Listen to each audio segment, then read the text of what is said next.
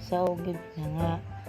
At yung natirang ulam natin kaninang tanghali ay naubos yung sarsa.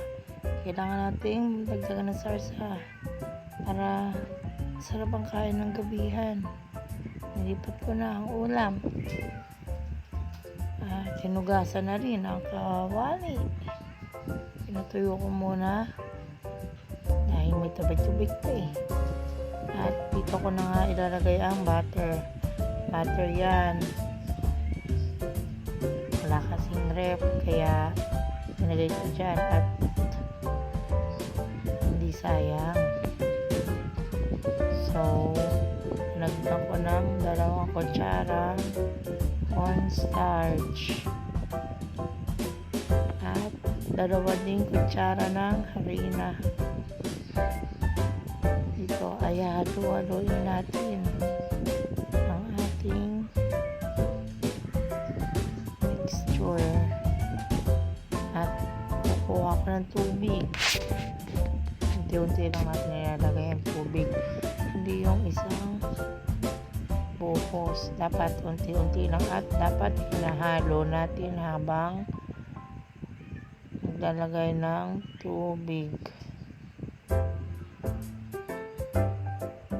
Isang baso yung una ko nilagay. Isang baso yan. Eh, kulang.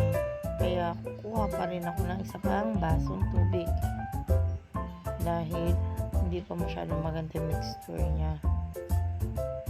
Ay, isang basong tubig. Ayan, halo lang ng halo.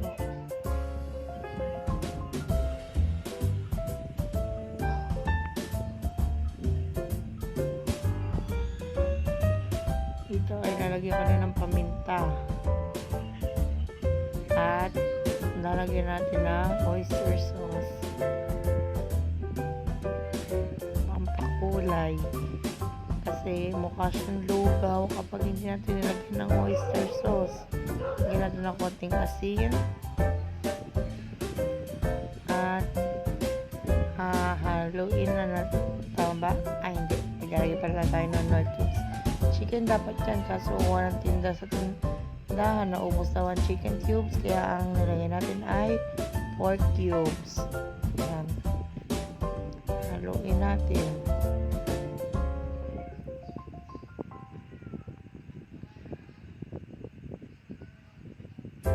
At ayan na nga.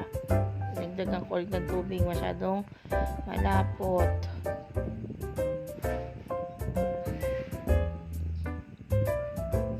Tapos, lalagyan natin ng konting asukal.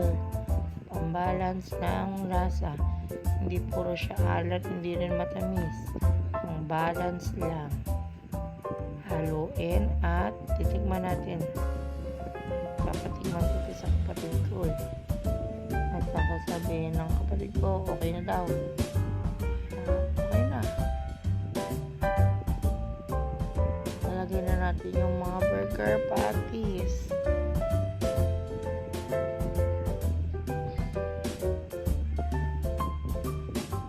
Isa-isa ko lang kasi baka masira. Masira ang burger patty eh.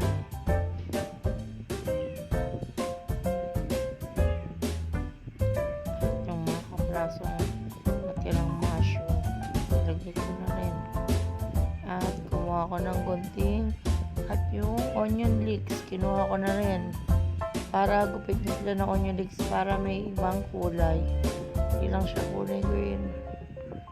Lagyan natin siya ng konting kulay green. And it's done. Ito na siya.